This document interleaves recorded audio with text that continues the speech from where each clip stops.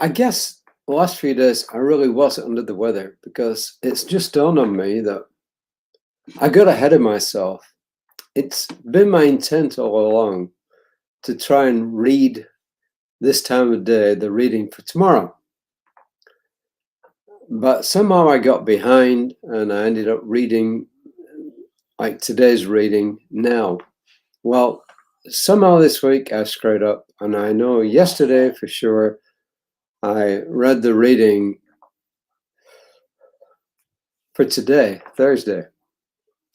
The reading I'm going to read for you now is actually for the next 24 hours, and that's why I've called it the reading for the 18th and the 19th of April 2024.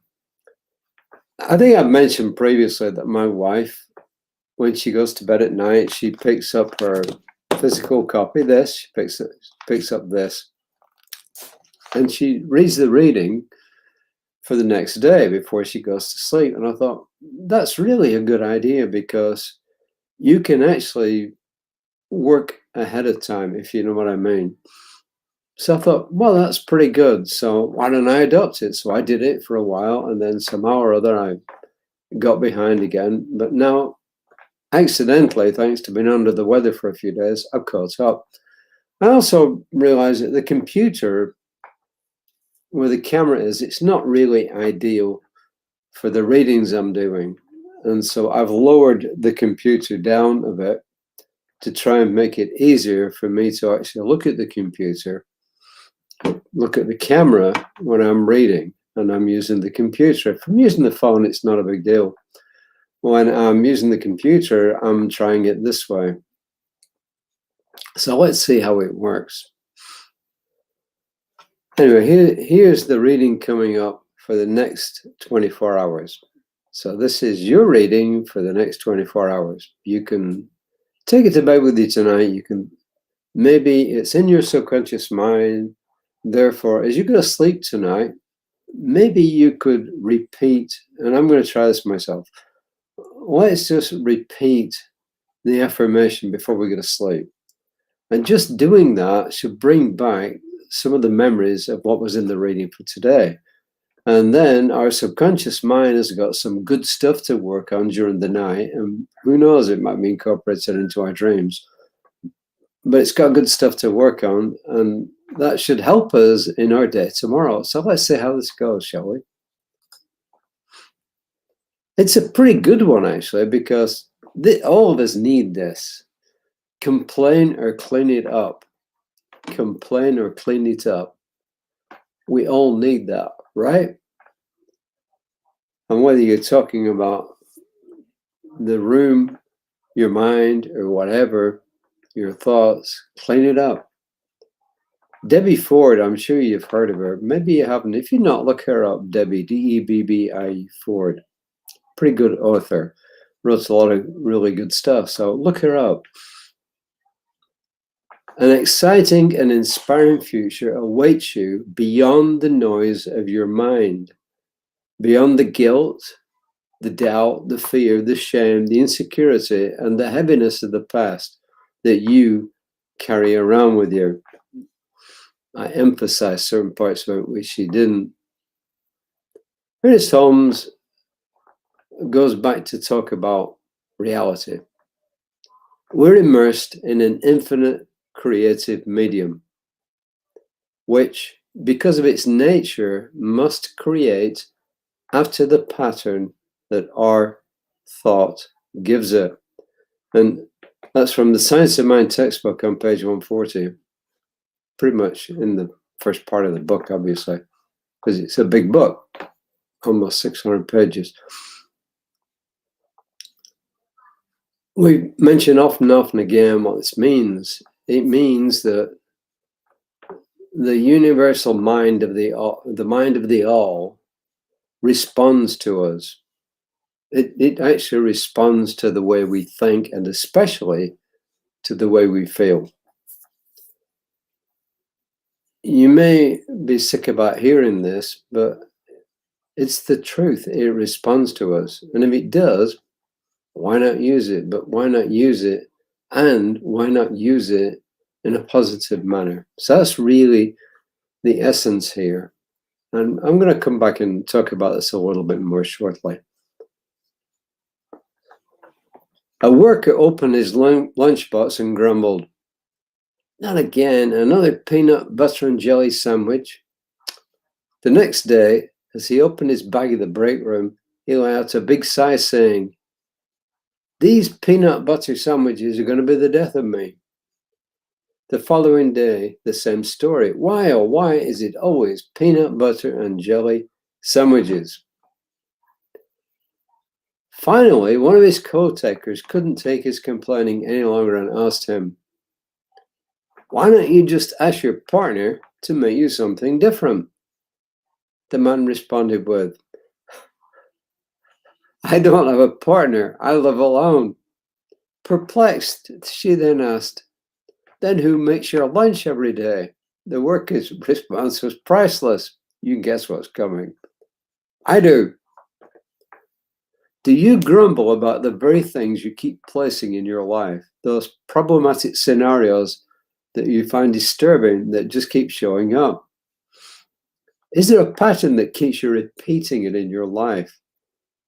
The same experience with a different face, a different location, but the same outcome, a different excuse to keep you once again from engaging.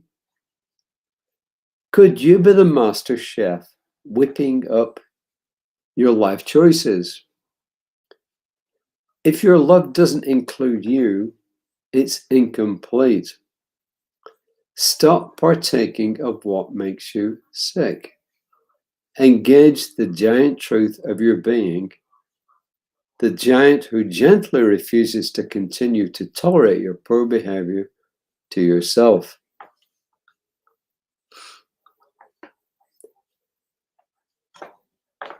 Well, if you know anything at all about spiritual mind treatment, you know exactly what's being taught about here. If you don't, it's really simple. It's the fact that the divine responds to you. It responds to prayer, but it especially responds to affirmative prayer. In other words, it responds to your thoughts plus your feelings. It responds to your beliefs, and belief is thought plus feeling. And it's really as simple as that, in a way. But there's more. There's always more. What is the more? It's this, that in your subconscious mind, and sometimes in your conscious mind, there's a lot of stuff churning around. And not all of it's positive. And not all of it is just, A lot of it has got feeling attached to it. If those thoughts are negative, are not constructive, and they've got feelings attached to them, guess what? They're being productive. They're doing what this worker was doing to himself. They're producing stuff, and they're producing often the same stuff over and over and over again. And it's why people who always have this negative attitude towards life get all this crud that they get. It's really that simple. So what's the answer? Well, the affirmation is, it's a big one, but you can chop it down if you want. I easily recognize where I can step up my compassion towards myself. I easily recognize where I can step up my compassion towards myself. The first way that you can treat yourself better is to start thinking about yourself in a better way. You know, we've all done stuff that we don't like. All of us. I don't think there's a human being on the planet who hasn't done something that he or she later regretted. One of the hardest things in life is to forgive ourselves. And sometimes we just had to put it at one side for a while. But aside from that, why would you want to keep repeating patterns in your life that don't work for you? Why would you want to keep repeating thoughts in your mind that don't work for you? What we all need to do is to clean up our thoughts. And we need to do it in a positive manner. One way is through our affirmations. The other way is that when you find yourself thinking something negative, either about yourself or about somebody else, is to just say, stop, and just stop the thought action there and then. And then you can put in what you want. So if you think about somebody and say, I really don't like them, you can stop that thinking right away. Because by and large, and most likely, when you start to think about that, it really isn't that you don't like them as a person. I mean, it may be, but the odds are that there's something or things that they do or have done that you don't like or that have injured you. And those are the things that you need to put at one side. Because deep down, almost everybody, except a psychopath, and I don't know how we deal with that at this stage, has got a lot of good in them. And often the fact is that people who abuse have been abused themselves. People who treat others badly or who push people around are people who have low self-esteem and are expressing it.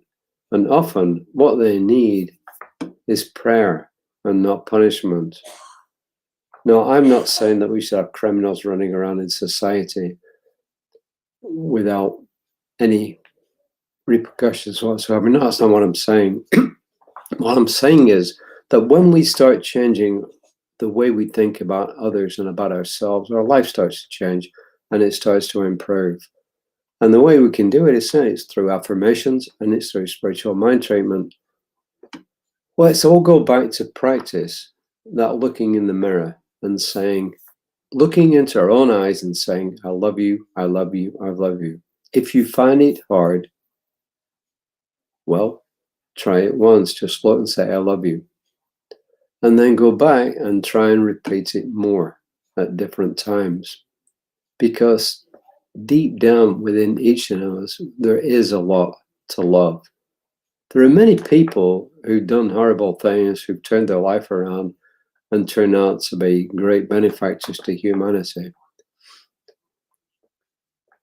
So the scenario here now is complain or clean it up. And obviously our response is clean it up. We have this power running through us, which has been provided to us by that same power. So why not use it? It isn't our power. And it's like my former mentor who passed away the other year, Bob Proctor, used to say, I got license to brag about all this because none of it's mine. It isn't our personal power. It's a power that's running through each and every one of us, but it is available for our use and it's available to help us and others have a much better life. So I easily recognize where I can step up my compassion toward myself. Use this or use some other good affirmation before you go to sleep tonight. And then let's see how that works on us for the next 24 hours. So let's hope that somehow or other I can keep up doing this day advance thing that I've actually managed to start again accidentally. So remember, Reverend Lisa will be on tomorrow morning at 9 o'clock.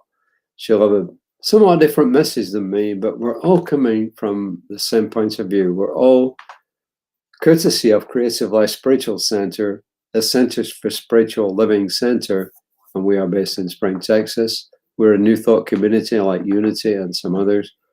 And we're here to support you, to support the world, and to each of us have a better life. So until next time, namaste.